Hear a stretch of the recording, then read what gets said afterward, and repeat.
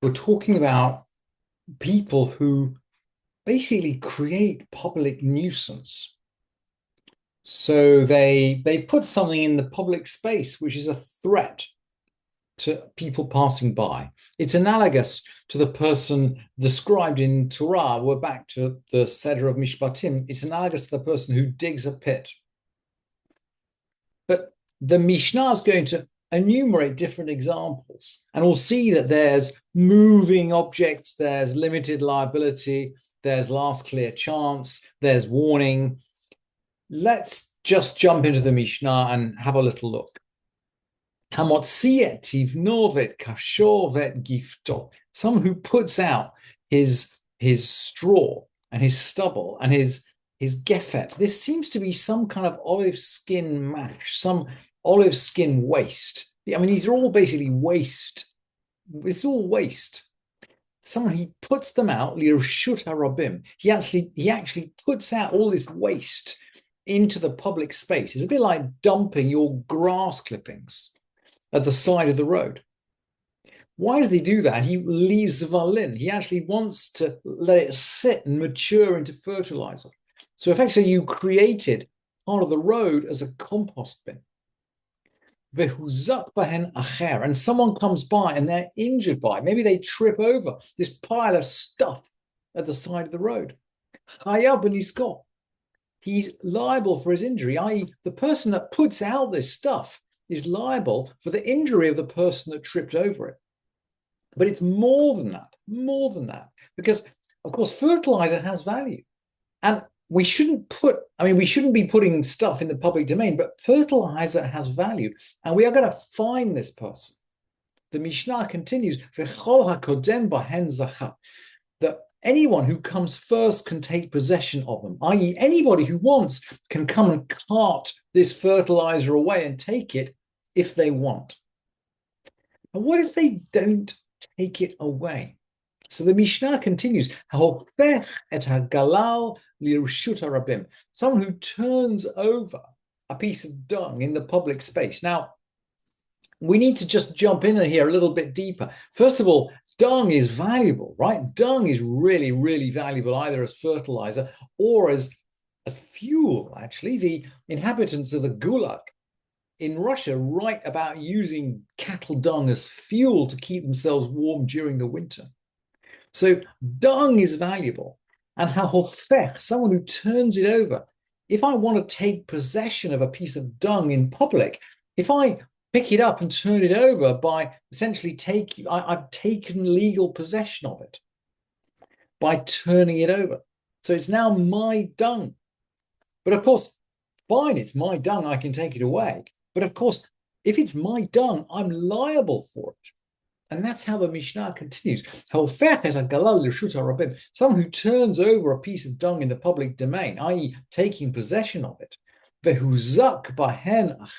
and then someone comes along and is injured by it, chayav b'nisko, is liable for the injury. In other words, the liability for injury goes along with possession. If you own something, you are liable for its possession. Now, sometimes these things get complicated.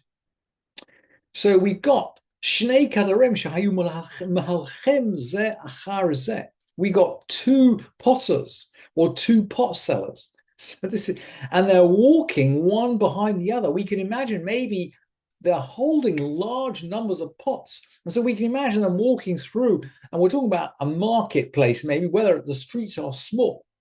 So these two pot sellers are walking along one after the other. And we can just imagine what's going to happen. And of course, the Mishnah explains, Nitkal harishon v'nafal. The first one trips and falls. Nitkal hasheni barishon. The second one trips on the first one. So they are both crashing their load. Harishon chayav b'nisko shel sheni. The first one is liable for the injury of the second, because the first one is the one who caused the accident by falling over. But, well, let's carry on, because it can get more complicated. Let's just carry down the Mishnah. So this guy comes with his jar. Maybe this guy's the jar seller, the pot seller. Or maybe he's just holding a jar of olive oil. Who knows? Anyway, this guy comes with a jar. It's clearly a delicate jar. This guy comes with a beam. So we got one guy holding a beam and one guy holding a jar. And we can sort of imagine what is going to happen. So this guy's jar is broken by that one's beam. It's sort of obvious. It's kind of obvious, but we can see the Mishnah loves these examples. So this guy's jar is broken by that one's beam. So how's the Mishnah going to rule? Well, the Mishnah says patur, he's exempt. The guy holding the beam is exempt from smashing the jar of the jar carrier. This one had the right to walk along, and that one had the right to walk along. Like, in principle, they are both allowed on the street. They are both allowed on the street. If the jar breaks, the person with the beam is not liable, or not always liable. Certainly not in the situation like that. If the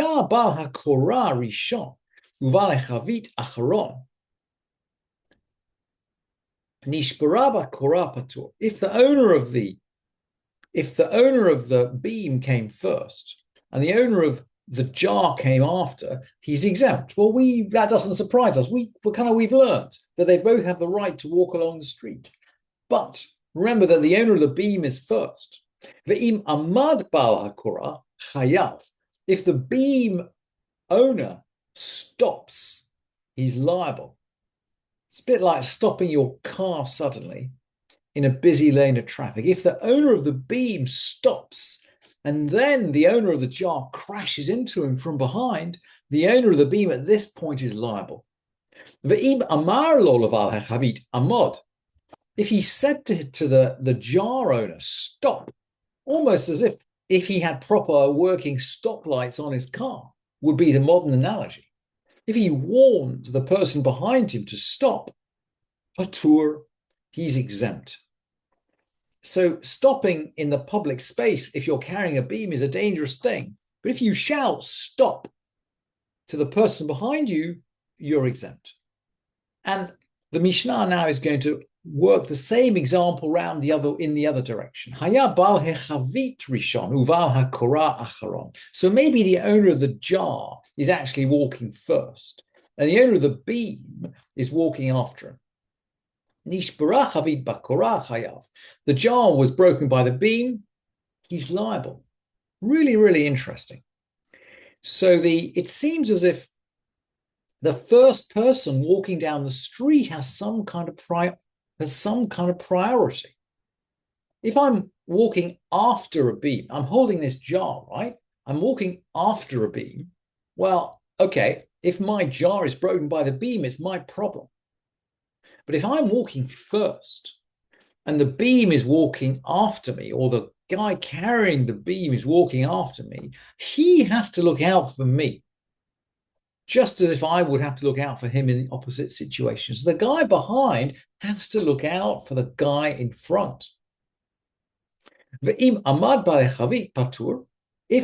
the guy holding the jar stopped, okay, at that point, and the jar is broken, the guy holding the beam is exempt because he clearly didn't have a chance to stop. But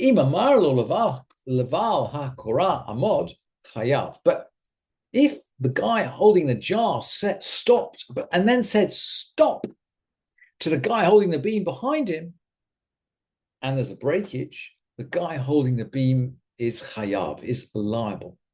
So I think we can rationalize these out, actually. People need to take care. They need to take care. They need to look in front of them. If they give adequate warning, not very different from having adequate stoplights on a car. If they give adequate warning, they're not liable. And then the Mishnah closes, and this is analogous actually to a Mishnah to a Gemara or a Mishnah in relevant to Chanukah, which maybe we'll look at when we get to Chanukah. Coming up, This is exactly the same when one guy comes with a candle and another comes with flax.